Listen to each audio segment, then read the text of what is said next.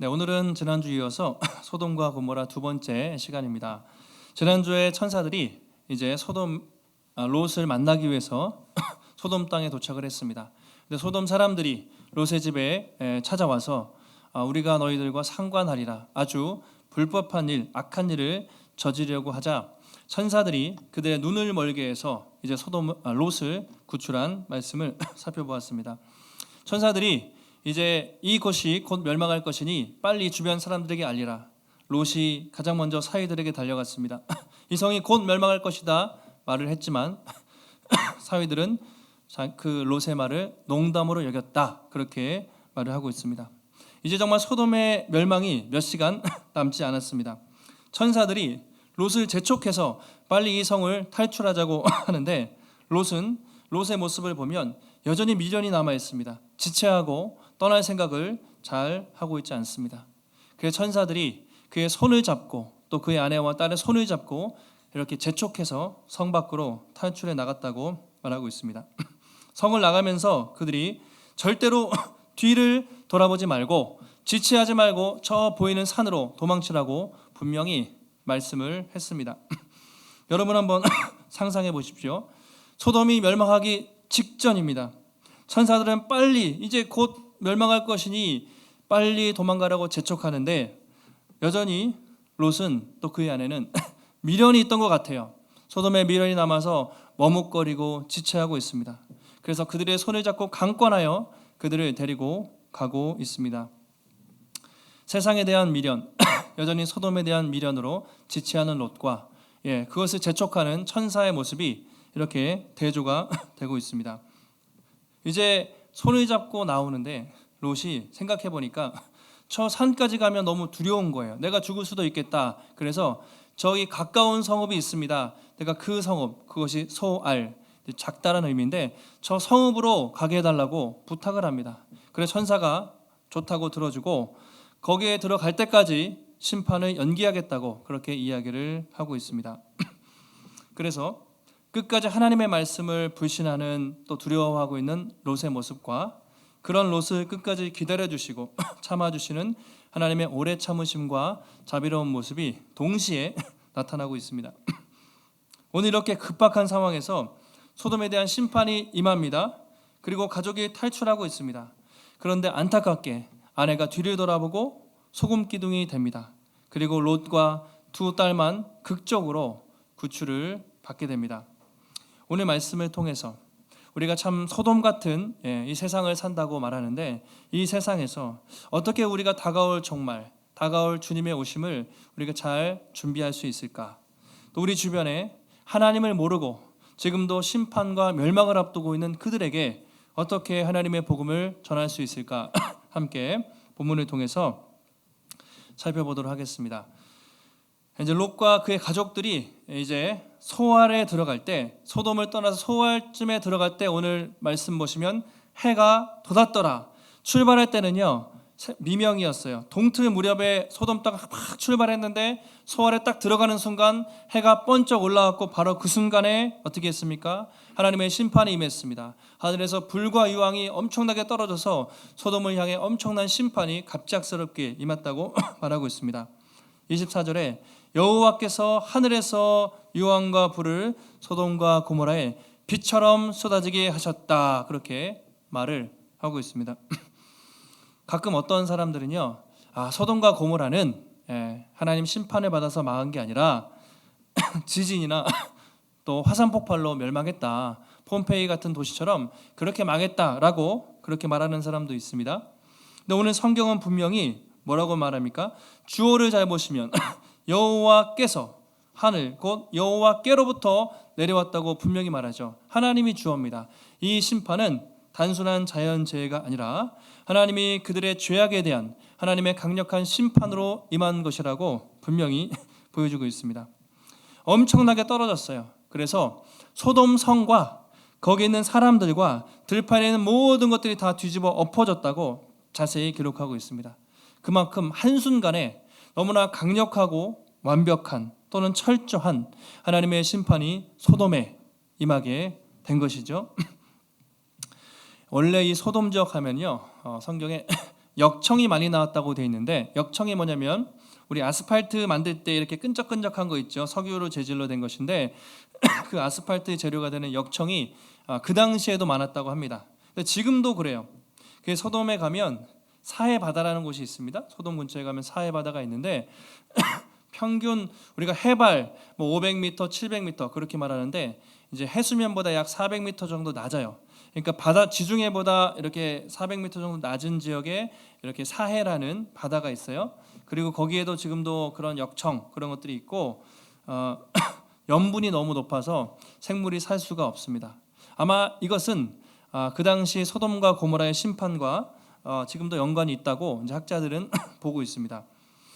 노아의 홍수가 세계적인 심판이었어요. 하나님이 온 세상을 심판하시고 노아를 통해 하신 것이라면 이 소돔과 고모라의 심판은 국지적인 지역적인 심판입니다. 그것을 통해서 앞으로 언젠가 온 세상에 심판이 임할 것이고 특별히 하나님을 떠난 악인들이 그렇게 철저하게 심판받을 것을 예표적으로 보여주고 있습니다. 근데 많은 사람들이 이건 교회 안 다니는 사람도 소돔과 고모라 이야기하면 아마 하늘에서 불 떨어진 이야기로 알 거예요. 그냥 이건 신화다, 이거는 그냥 허구다 이렇게 생각을 많이 해요. 근데 문제는 예수 믿는 사람들도 사실 약간 그렇게 생각할 때가 있어요.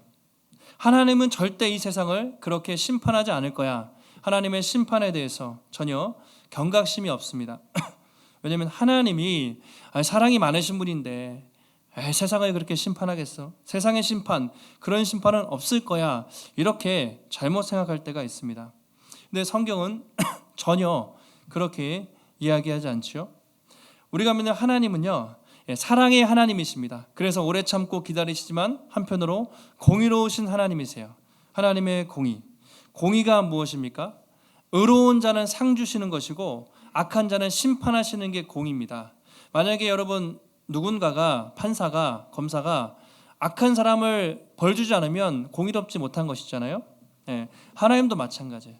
공의로우신 분이기 때문에 언젠가 의인들에게 반드시 상급을 주시겠지만 악인들은 반드시 심판을 하셔야 하나님의 공의가 쓰는 것이죠. 그래서 성경에는 계속해서 하나님이 언젠가 이 땅에 다시 오셔서 이 세상을 심판하실 것이라고 그렇게 말하고 있습니다. 알곡과 가라지를 구분하신다고 하셨죠. 악인은 풀무불에 던져 넣으리니 거기서 울며 이를 갈 것이고 의인들은 자기 아버지의 나라에서 해와 같이 빛나리라. 귀 있는 자는 들을지어다. 예수님이 말씀하셨어요. 당시 사람들도 잘 안 믿었던 것 같아요. 그런데 악인들은 얼마나 고통스러운지 풀무불에 던져서 울면서 이를 갈아도 정말 영원한 지옥에 거하는 것이고 의인들은 아버지 하나님의 나라에서 해와 같이 빛나며 영원토록 그를 찬양할 것이다. 그런 날이 언젠가 올 것이라고 성경이 분명히 말하고 있습니다. 우리 주님이 속히 오시겠다고 하셨잖아요. 그런데 2000년 동안 안 오셨어요. 많은 사람들이 주님이 왜 이렇게 안 오실까? 정말 잊어버리셨나? 아니면 왜 그러실까? 여러 가지 생각을 하는데요. 성경에 단 한 가지 이유가 있습니다. 하나님은 사실은 빨리 오시고 싶은데 하나님이 재림을 지체하시는 이유는 단 한 가지. 그것은 바로 단 한 사람이라도 더 구원하기 위해서 하나님이 오래 참는 것이라고 말하고 있습니다. 베드로후서 3장 9절에 이렇게 말하죠. 주의 약속은 어떤 이들이 더디다고 생각하는 것 같이 더딘 것이 아니라 오직 하나님께서 너희를 대하여 오래 참으사 아무도 멸망하지 않고 다 회개하기에 이르기를 원한다. 이것이 하나님의 뜻이죠. 하나님이 속히 오신다고 말씀하셨어요. 근데 하나님은 1000년이 하루 같고 하루가 1000년 같으세요. 하나님한테는 사실 긴 시간은 아닙니다. 우리는 길죠. 근데 우리가 길게 느껴진다면 사람들이 더디다고 안 온다고 그런 것이 아니라 오래 참으십니다. 아무도 멸망하지 않고 한 사람이라도 한 민족이라도 더 복음을 듣고 회개하고 돌아오게 하기 위해서 하나님이 오래 참고 기다리심이라고 그렇게 베드로 사도가 말하고 있습니다. 그리고 10절 말씀 이어서 이렇게 얘기해요. 같이 한번 10절 읽겠습니다. 그러나 주의 날이 도둑같이 오리니 그 날에는 하늘이 큰 소리로 떠나가고 물질이 뜨거운 불에 풀어지고 땅과 그 중에 있는 모든 일이 드러나리로다. 한편으로 8절에서는 9절에서는 오래 참으신다고 했어요. 그런데 10절에서는요.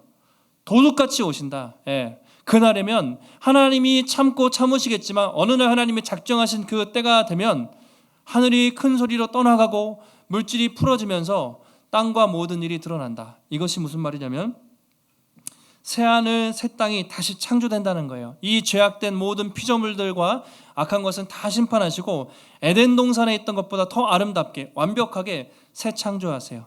그래서 우리는 그 새하늘과 새 땅을 바라보면서 살 것이다. 그렇게 베드로가 말하고 있습니다. 예.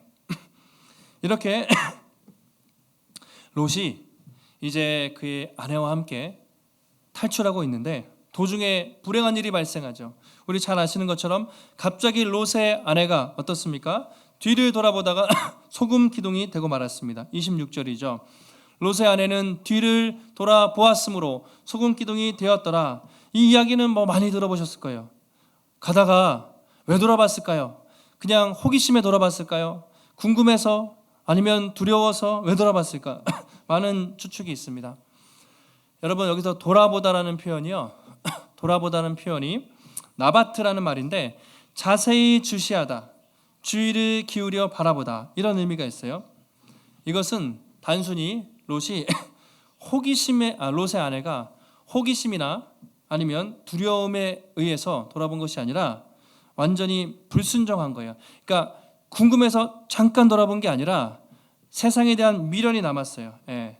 자기가 어떤 생각을 가지고 돌아봤어요. 정말 그 땅 있고 싶은데 그런 미련으로.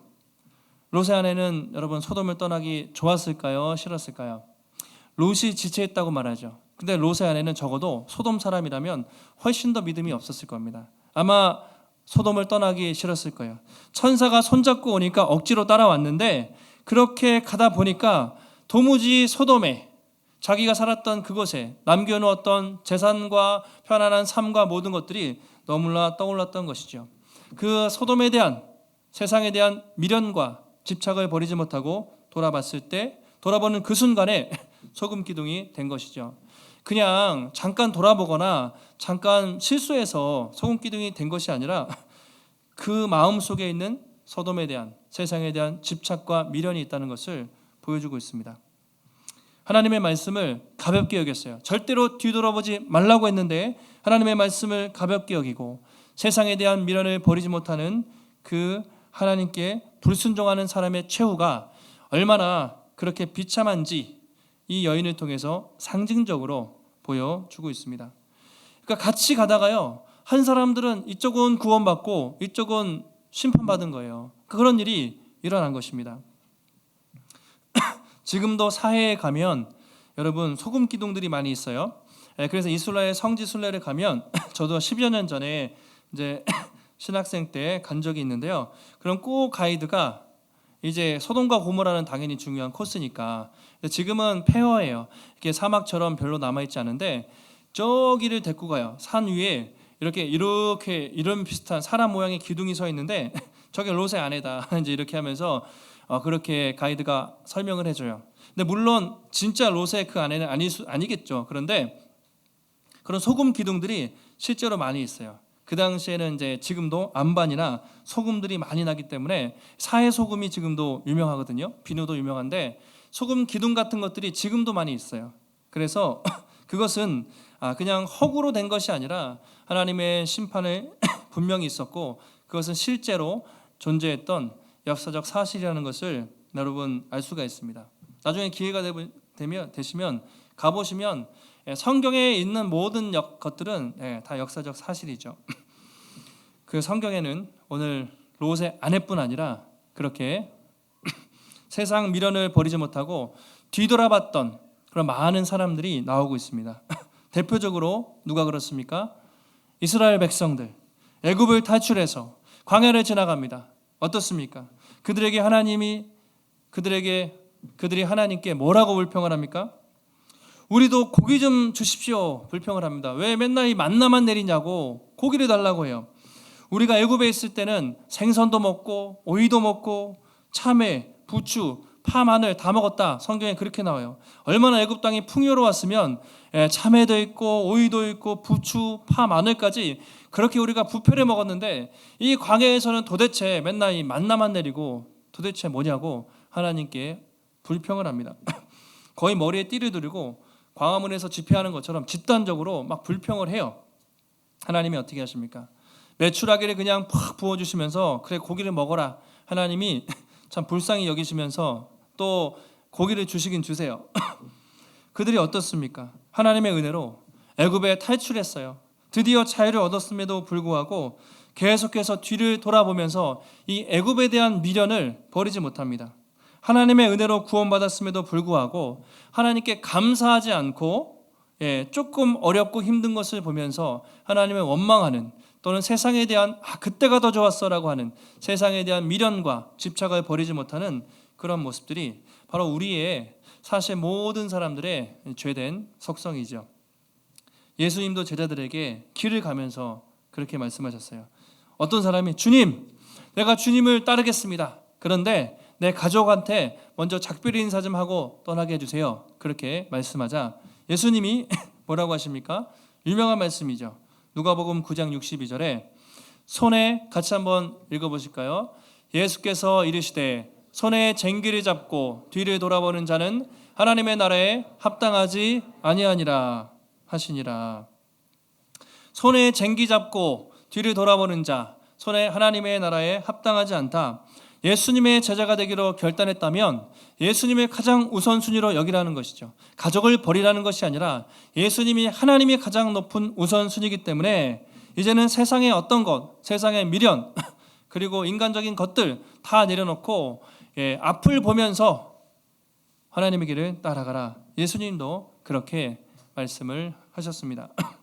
네, 여러분 한번 우리 자신을 돌아보시면 어디 뒤를 돌아보는 것이 롯의 아내만 그렇습니까? 이스라엘 백성들만 그렇습니까? 그것이 어찌 보면 우리의 모습이 아니겠습니까? 하나님을 믿으면서도 이렇게 뒤를 이렇게 돌아보고 때로는 대놓고 못 돌아보면 힐끗 돌아보고 좌우로 흔들리고 우리가 얼마나 세상 유혹에 많이 흔들리고 넘어질 때가 많습니까? 주변에 제자 훈련 받으시고 또 예수님 잘 믿는 것 같고 심지어 직분을 받은 분들 중에서도 이렇게 보면 세상 미련 못 버리고 양다리 걸치시고 왔다 갔다 하는 분들도 가끔 계세요. 여전히 예수 믿은 다음에도 불구하고 인생에서 돈이 제일 중요하고 성공이 제일 중요해요. 노후가 너무 중요해요. 건강이 제일 중요하고 여전히 술 친구들 만나서 노는 게 즐겁고 여전히 술, 담배 못 끊고 또 심한 사람들은 도박하고 중독하고 과거의 습관을 버리지 못하는 기웃기웃하는 그런 사람들이 여기는 없겠지만 우리 예수 믿는 사람들 중에서 가끔 많이 보게 됩니다. 여러분 참 우리가 조금만 한들파면 우리가 넘어지기 쉬운 것들이 얼마나 많습니까? 우리가 정말 하루하루 날마다 깨어있지 않으면 롯의 아내처럼 넘어갈 수 있습니다. 그래서 바울이 이런 얘기를 했죠. 내가 복음을 전하는 사도인데 믿음의 경주를 완주하고 하나님의 부르심의 상급을 받기 위해서 내가 절제합니다. 얼마나 절제하냐면 내가 스스로 내 몸을 쳐서 복종시킨다. 이게 이제 얼굴로 자기 주먹을 친다라는 얘기거든요. 뺨을 딱 때리면서 내가 날마다 내가 복음 전하는 사도지만 나조차도 넘어질 수 있기 때문에 내가 주님 만나는 그날까지 스스로 쳐서 복종시킨다. 그렇게 자신을 절제하며 살았던 것이죠. 여러분 세상 유혹이 참 많습니다. 눈을 뜨면 핸드폰을 켜면 우리가 만나는 모든 것들은 어찌 보면 다 유혹거리일 수 있어요. 좀 하나님이 도와주셔야 돼요. 우리 힘으로는 할 수가 없습니다. 지금도 혹시 우리를 유혹하거나 나를 뒤돌아보게 하는 그 무엇이 있다면 여러분 오늘 이 시간 그 악한 것들을 예수님의 십자가 앞에 못 박고 끊어버리시고 날마다 성령께서 우리 힘으로 안 됩니다. 성령께서 지혜의 영과 분별의 영과 절제의 영을 주셔서 여러분 세상에 물들지 않고 거룩하고 정결한 하나님의 백성으로 살아가시기를 주님의 이름으로 축복합니다. 자, 롯의 아내가 이제 소금 기둥이 됐습니다. 참 안타까운 사건인데 이번에는 놀라운 구원의 이야기가 나옵니다. 갑자기 뜬금없이 아브라함이 나와요. 이상한 사람이 노래 중에 네가 왜 거기서 나와? 그거 아세요? 네가 왜 거기서 나와? 제가 읽다가 아브라함이 여기서 갑자기 갑자기 툭 튀어나왔습니다. 왜 소돔이 멸망하고 롯의 아내가 죽고 그러는데 갑자기 아브라함이 나오는가? 우리는 알죠. 아브라함이 그 전날이죠. 바로 전날에 하나님 앞에서 간절히 중보기도했던 것을 기억하고 있습니다.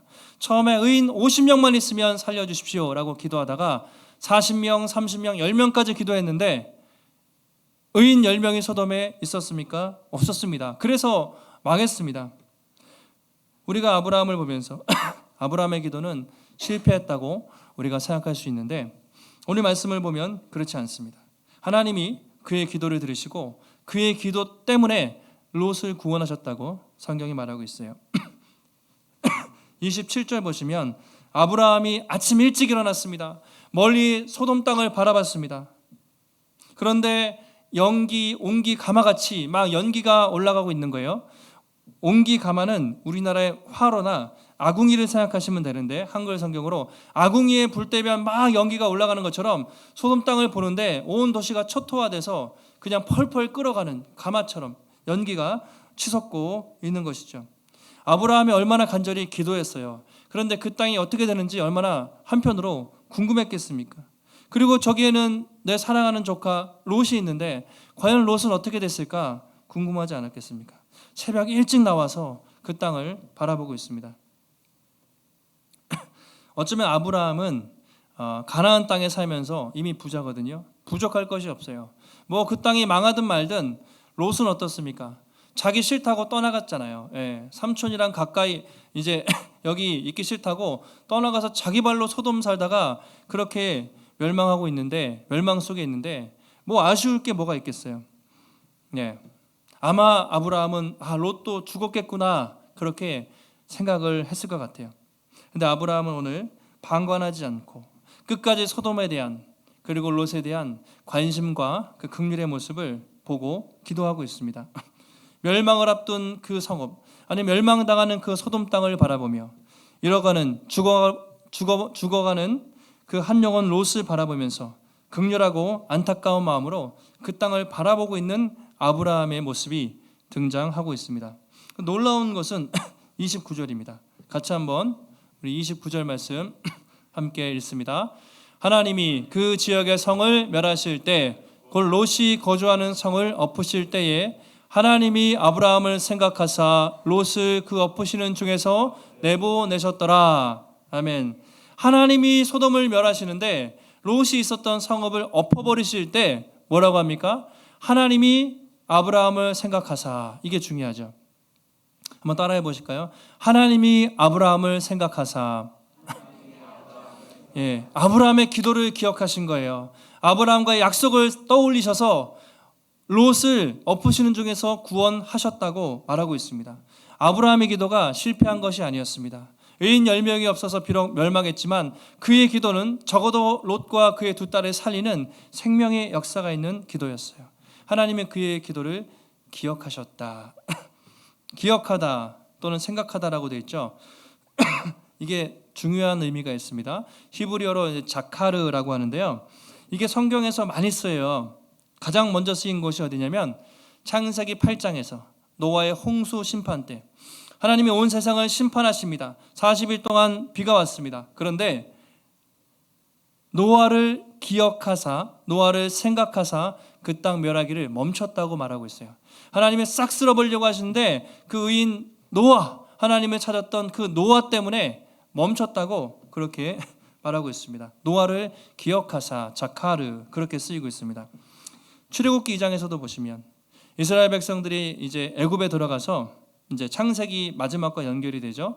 70명 정도 들어갔습니다. 400년 동안 수많은 민족으로 번성을 했습니다. 바로가 엄청나게 압제를 해서 부르짖고 기도했어요. 너무나 고통스럽게 이스라엘 백성들이 부르짖었을 때 뭐라고 하냐면 하나님이 그들과 세운 언약을 기억하사 자카르 똑같이 말하고 있습니다. 이스라엘 백성들이 고통당할 때 그들이 부르짖었을 때 하나님이 그들의 기도를 들으시고 또 그들과의 언약을 기억하사 그 언약이 무엇입니까? 수백 년 전에 아브라함과 맺었던 그 약속, 그 언약을 기억하시고 그들을 구출하기로 작정하시고 모세를 통해서 이스라엘 백성들을 구원하시는 것이죠. 하나님이 그런 하나님이시죠. 여러분, 우리가 믿는 하나님은요, 우리의 기도를 들으시고 또 우리가 맺은 언약을 성실하게 지키시는, 기억하시는 신실하신 하나님이신 줄 믿습니다. 예, 하나님이 그런 하나님이세요. 오늘 롯이 받은 구원은 절대로 롯이 의롭거나 그가 구원받을 자격이나 공로가 있어서가 아니라 아브라함의 기도 때문이에요. 그리고 그의 기도를 들으시고 하나님이 주권적으로 그를 구원하기로 선택하신 것이죠. 인간적으로 볼 때 롯은 같이 망해도 쌉니다. 다를 게 없어요. 그냥 똑같이 죽어도 아무 상관없는데 오직 하나님의 은혜로, 하나님의 자비하심으로 그와 두 딸을 구원하시는 하나님의 구원을 오늘 말씀을 통해서 볼 수가 있습니다. 여러분, 우리도 마찬가지 아니겠습니까? 우리도 어떻게 구원을 받았습니까? 한때는 우리도 소돔과 고모라에서, 소돔과 고모라 사람들처럼 불과 유황에 떨어져서 죽을 수밖에 없는 심판받을 죄인이었습니다. 모든 사람이 죄를 범하였음에 하나님의 영광에 이르지 못하더니, 그런데 예수님께서 우리 대신 십자가에서 죽으시고 부활하심으로 말미암아 그분의 그 의로우심이 우리에게 전가되었다고 말해요. 우린 죄인인데 그분이 죽으심으로 그분의 완전한 의로우심이 우리에게 전가되었다. 그래서 우리는 구원받았고 더 이상 죄인이 아니라 의인이라고 말합니다. 우리의 구원은 절대로 우리가 의롭거나 어떤 자격이나 공로가 있어서 그런 것이 아니라 오직 예수 그리스도의 십자가의 보혈, 하나님이 예수님을 기억하시는 거예요. 그 십자가 때문에 우리를 하나님의 은혜로 구원하신 것입니다. 그래서 우리의 구원도 전적으로 하나님의 은혜이고 선물입니다. 그래서 우리가 늘 값없이 받은 그 구원, 그 은혜에 감사하며 살아야 하는 것이죠. 여러분, 지금도 이 땅에 많은 사람들이 세상을 사랑합니다. 심지어 예수 믿는 사람들도 예수님이 다시 오심을 잘 준비하지 못할 때가 많습니다. 근데 성경은 너무나 많이 소돔과 고모라를 인용하면서 주님이 다시 오실 것이라고 정말 수십 번 경고하고 있습니다. 예수님이 누가복음 17장에서 소돔과 고모라의 말씀을 직접 인용하세요. 바리새인들이 공격합니다. 하나님의 나라가 도대체 언제 옵니까? 그렇게 묻자 예수님이 하나님의 나라는 볼 수 있게 임하는 것이 아니라 여기 저기 있다고도 못하리니 하나님 나라는 너희 안에 있느니라, 이렇게 말씀하시면서 뭐라고 하십니까? 번개가 하늘 이쪽에서 번쩍 저쪽에서 번쩍하는 것처럼 인자의 날에도 그렇게 올 것이다. 예수님이 번개처럼 한순간에 다시 오실 것이라 말씀을 하십니다. 그러면서 소돔과 고모라 인용하시죠. 17절, 누가복음 17장 28절 이하의 말씀입니다. 롯의 때와 같으리니 사람이 먹고 마시고 사고 팔고 심고 집을 짓더니 롯이 소돔에서 나가던 날에 하늘로부터 불과 유황이 비오듯 하여 그를 멸망시켰느니라. 인자의 나타나는 날에도 이러하리라, 그렇게 말하고 있습니다. 예수님이 제자들에게도 소돔과의 고모라의 그 교훈을 잊지 말라. 멀쩡했던 소돔이 한순간에 하나님의 심판으로 완전히 멸망했던 것처럼 내가 다시 오는 그날도 그런 일이 일어날 것이다. 먹고 마시고 팔고 시집가고 장가간다는 것은 일상에 파묻혀 산다는 거예요. 세상에 파묻혀 살다가 심판이 온 줄도 모르고 있다가 갑자기 멸망할 수 있으니 늘 깨어 기도하라. 그러면서 이 얘기하십니다. 17장 32절 같이 읽겠습니다. 롯의 철을 기억하라. 다시 한번 따라해 보실까요? 롯의 철을 기억하라. 예수님이 이거 인용하시면서 롯의 철을 기억하라 말씀하세요. 2000년 전에 오신 예수님이 아마 소돔과 고모라는 수천 년 전의 사건이었겠죠. 제자들에게 수천 년 전 소돔과 고모라의 멸망 사건을 잊지 마라. 특별히 세상을 사랑해서 세상에 대한 미련을 버리다가 소금기둥이 된 롯의 철을 기억하라, 그렇게 말씀하고 있습니다. 그러면서 밤에 둘이 한 자리에 누워 있다가 한 사람은 데려감을 당하고 한 사람은 버림을 당할 것이다. 두 여인이 맷돌을 갈다가 한 사람은 구원받고 한 사람은 심판받을 것이다. 그러니 롯의 철을 기억하라. 같이 가다가 한 사람은 구원받고 순식간에 그런 일이 일어날 것이니 롯의 그 사건을 신화나 먼 옛날 이야기가 아니라 오늘 우리가 경각심을 가져야 될 말씀으로 기억하라. 롯의 철을 기억하라. 그래서 오늘 말씀을 그렇게 제목으로 잡으려다가 말았는데요. 롯의 철을 우리가 기억해야 됩니다. 하나님의 심판이 예고 없이 온다는 것, 그리고 한순간에 도적같이 망할 수 있다는 것이죠. 여러분, 정말 우리가 이 말씀을 믿는다면 우리가 어떻게 남은 인생을, 또 오늘 하루를, 이번 한 주를 살아야 하겠습니까? 주님 정말 오시는데, 주님 아직 저는 준비가 안 돼 있어요. 아직 좀 세상이 좋아요. 주님 천천히 오세요. 얼마나 부끄러운 구원이 되겠습니까? 아니면 주님, 정말 제가 주님을 간절히 기다렸습니다. 주님 너무 좋습니다. 아멘 주 예수여 마라나타 속히 오시옵소서. 여러분은 어떤 삶을 살고 있습니까? 주님의 오심을 기다리고 준비하고 있습니까? 아니면 세상에 빠져서 깨어있지 못하고 이 롯의 처와 같이 살고 있습니까? 베드로가 우리 성도들에게 마지막 때에 살아갈 것을 이렇게 교훈합니다. 여러분은 거룩한 행실과 경건함으로 하나님의 날이 임하기를 바라보고 간절히 사모하라. 하나님의 날이 임하기를 바라보고 간절히 사모하라. 우리는 그의 약속대로 의가 있는 곳 새하늘과 새 땅을 바라보노라. 우리의 삶은 이제 재창조, 하나님이 새롭게 창조하실 새하늘과 새 땅을 바라보는 삶입니다. 그러므로 사랑하는 자들아, 주 앞에서 점도 없고 흠도 없고 평강 가운데 나타나기를 힘쓰라. 그 마지막 날에 순결한 신부로 잘 준비되어서 마지막에 주님 만날 때 부끄럽지 않은 구원을 받으라고 성경은 우리에게 권면을 하고 있습니다. 마지막으로 한 가지 예를 들고 마치겠습니다. 스코틀랜드의 종교 개혁자, 유명했던 존 낙스라는 사람이 있었습니다. 그는 19세기 스코틀랜드의 종교 개혁가였는데요. 그가 이런 유명한 말을 했습니다. 그는 기도의 사람이었습니다. 같이 한번 읽어보실까요? 기도하는 한 사람이 기도하지 않는 한 민족보다 강하다.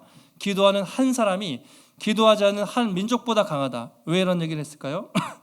스코틀랜드는 당시 피해 여왕이라고 하는 메리 여왕이 통치할 때인데 카톨릭이었습니다. 개신교, 프로테스탄트, 개신교 믿는 사람들을 다 잡아 죽여버렸습니다. 수많은 사람들이 예수 믿다가 죽어가고 있었는데 그가 그 선봉에 서서 스코틀랜드의 종교개혁을 위해서 앞장섰어요. 그도 두려웠겠죠. 그런데 늘 힘들 때마다 뭐라고 기도했습니까? 오 하나님, 이 스코틀랜드, 이 땅을 저에게 주시옵소서. 이 땅을 회복시켜 달라고 그가 기도하면서 했던 말이 바로 저것입니다. 기도하는 한 사람이 있으면 그 땅은 망하지 않는다. 기도하는 한 사람이 기도하지 않는 수많은, 여러분 소돔과 고모라 같은 사람 수천만 명 있어봤자 아무 의미가 없죠. 기도하는 한 사람이 중요하고 하나님은 그 기도하는 한 사람을 찾으신다고 말하고 있습니다. 여러분, 하나님은 오늘도 이렇게 죽어가는 이 세상과 또 잃어버린 한 영혼을 위해서 간절히 기도하는 그 한 사람의 기도자를 찾고 계십니다. 우리도 정말 존 낙스처럼 또 아브라함처럼 정말 간절히 하나님의 마음을 품고 기도하는 기도의 사람이 되면 좋겠어요. 기도의 불이 일어나면 좋겠습니다. 우리가 개척하고요, 참 너무 많은 큰 은혜로 하나님 여기까지 인도해 오셨는데 제가 볼 때 기도의 불이 약간 좀 미지근해요. 좀 식어가고 있어요. 제가 그걸 느껴요. 새벽마다 이제 뭐 이렇게 저렇게 오며 가며 하시는 분들 계신데 빈자리가 너무 많습니다. 금요일에도 우리 기도가 좀 식었고 평일에도 그래서 제가 스스로 먼저 작정을 해야겠다, 제 스스로 결단을 했고 여러분들도 다시 한번 좀 결단하시면 좋겠어요. 개인적으로 뿐만 아니라 우리가 이 시대에 하나님 나라 백성으로 살기 위해서 가까이 계신 분들은 새벽에 한 번이라도 나와서 좀 기도하시고 저녁에도 퇴근하고 여러분 그래도 가능하면 금요일에 나와서 기도하는 그 기도의 불꽃이 우리가 타오르면 좋을 것 같아요. 11월에 저희 한 달 남았는데 작정을 하고 기도하고 있습니다. 여러분, 우리가 기도하지 않는데 과연 그 사람들이 오겠습니까? 제가 그런 생각이 들었어요. 여러분이 그 전도 대상자를 작정하는 순간 사단의 나라에서는 경고가 울렸습니다. 이 사람 교회 가면 안 된다. 벌써 그들은 한 달 동안 어떻게 해서든지 교회 못 오게 방해를 할 거예요. 단풍 구경 가게 하고 무슨 일 생기게 하고 마음을 완악하게 만들어서 절대로 교회 못 오게 그들이 만들 겁니다. 근데 여러분, 우리가 무슨 수로 기도하지 않고 그들이 교회에 와서 복음을 듣는다? 예수를 믿는다? 절대적으로 불가능한 것이죠. 그래서 여러분 정말 한 달 동안 작정하고 여러분이 작정한 사람과 정말 우리 다른 분들이 작정한 사람과 이 교회와 이 삼성지역을 품고 특별히 기도하시면 좋을 것 같아요. 오늘도 아브라함이 롯을 위해서 기도했을 때 하나님이 그의 기도를 들으시고 롯을 구원하셨던 것처럼 우리가 기도하며 복음의 씨앗을 뿌릴 때 하나님께서 반드시 응답해 주실 줄 믿습니다. 여러분의 기도가 별것 아닌 것 같죠? 그렇지 않습니다. 죽어가는 한 영혼을 아브라함의 기도가 살렸습니다. 또 어떤 사람의 기도는 한 민족을 살릴 수도 있고요. 여러분의 기도가 삼성 지역을 살릴 수도 있습니다. 기도는 대단한 것입니다. 앞으로 한 주간 특별히 여러분 기도에 힘쓰시고 정말 이 교회 안에 기도의 불이 활활 타올라서 우리가 그 은혜로 복음을 전할 때 성령께서 정말 우리가 행할 수 없는 놀라운 역사를 행하시고 그 복음의 역사, 은혜의 사역에 기쁨으로 동참할 수 있는 복된 성도님들이 되시기를 예수님의 이름으로 축원합니다. 하나님 감사합니다. 오늘도 거룩한 날 우리에게 귀한 예배를 허락하시고 하나님의 또 귀한 말씀 깨닫게 하시니 감사를 드립니다.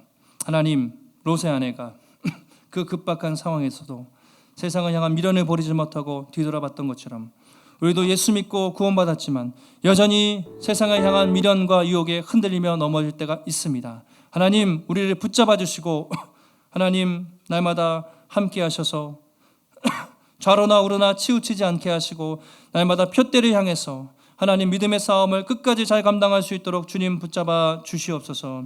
하나님, 우리가 힘써 기도하고 복음 전하기 원합니다.